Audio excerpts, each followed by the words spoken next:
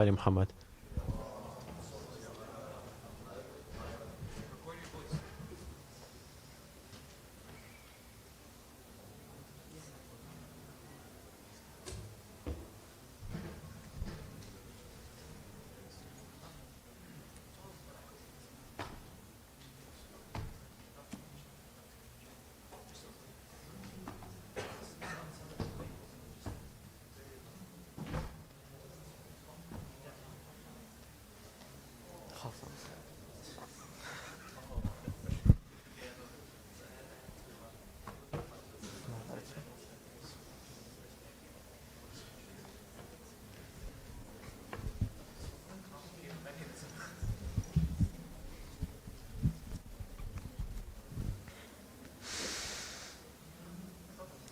صلوا على محمد وآل محمد. لا.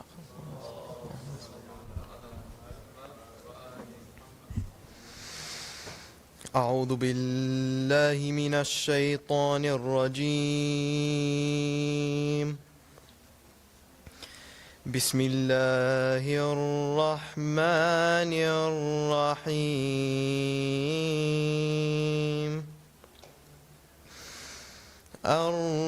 الرحمن علم القرآن خلق الإنسان علمه البيان.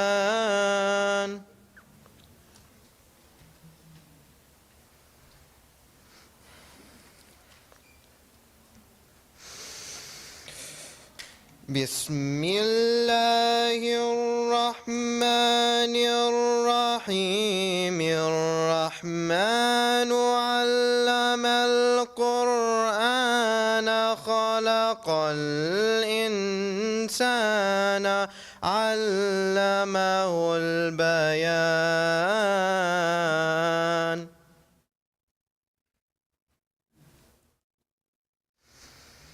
الشمس والقمر بحسبان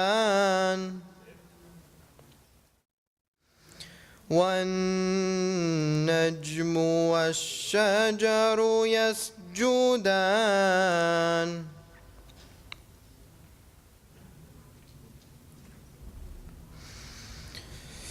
والسماء رفعها ووضع الميزان ألا تطغوا في الميزان وأقيموا الوزن بالقسط ولا تخسروا الميزان.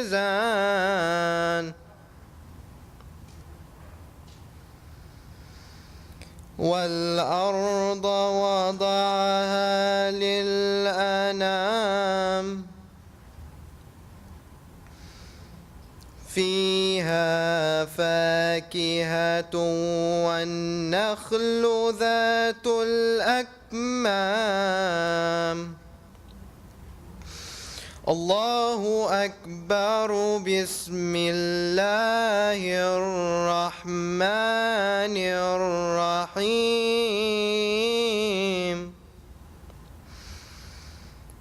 إنا أعطيناك الكوثر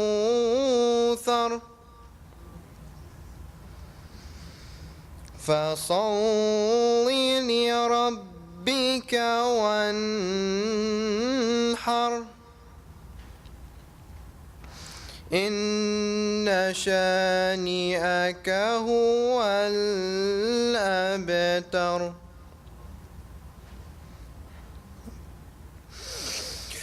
إنا أعطيناك الكوثر فصل لربك وانحر إن شانئك هو الأبتر هو الأبتر. آمنا بالله وصدق الله العلي العظيم. اللهم صلي وسلم وزد وبارك على رسول الله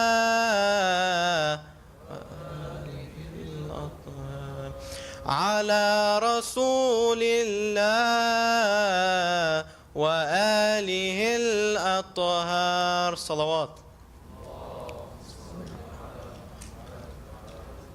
لأرواح المؤمنين والمؤمنات والمسلمين والمسلمات، لأرواح الشهداء في كل مكان، ولقضاء الحوائج نقرأ سورة المباركة الفاتحة تسبقها الصلاة على محمد وآل محمد.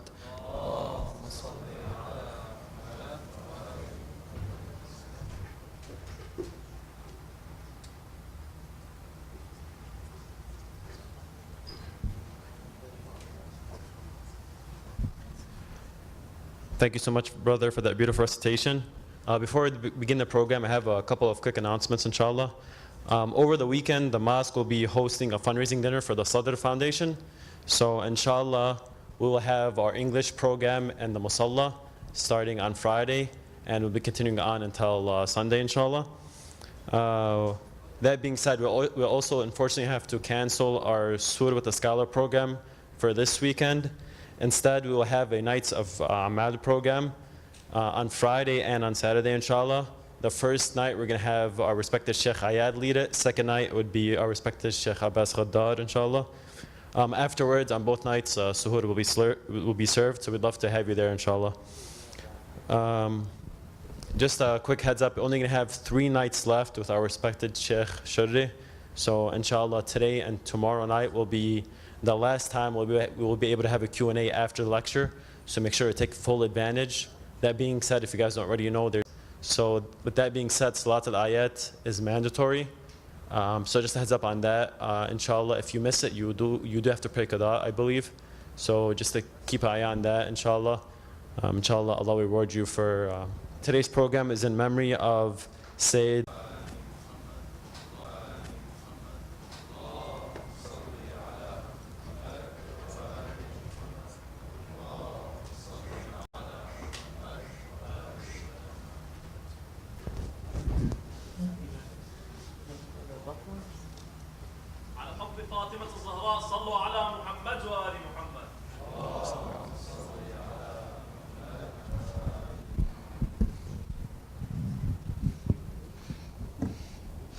أعوذ بالله من الشيطان الرجيم بسم الله الرحمن الرحيم والصلاة والسلام على سيدنا ونبينا محمد وآله الطيبين الطاهرين اللهم صل على محمد وآل محمد وعجل فرجهم ولا حول ولا قوة إلا بالله العلي العظيم.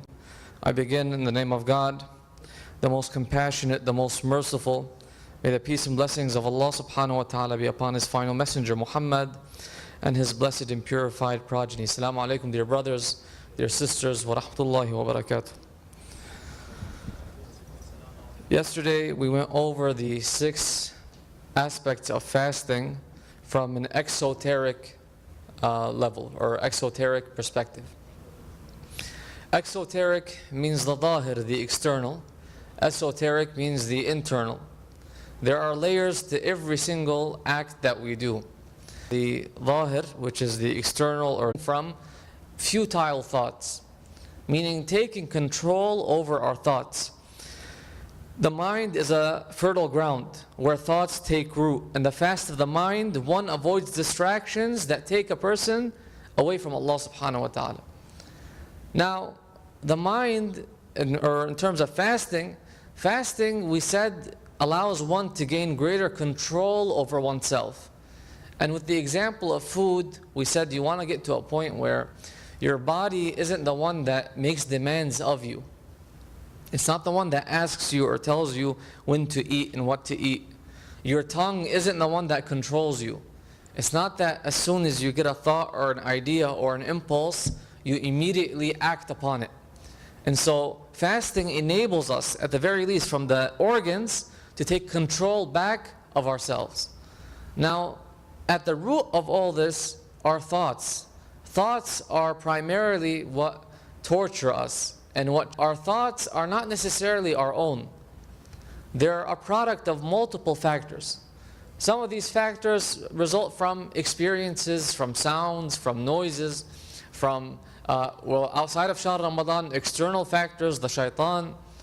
You are not your thoughts. You are what you determine to act in the moment of action. So when your heart makes an intention and you act upon that intention, that is who you are defining yourself through that action. Through not necessarily the actions don't necessarily define the individual. Entails making sure that we know where we're taking our information from.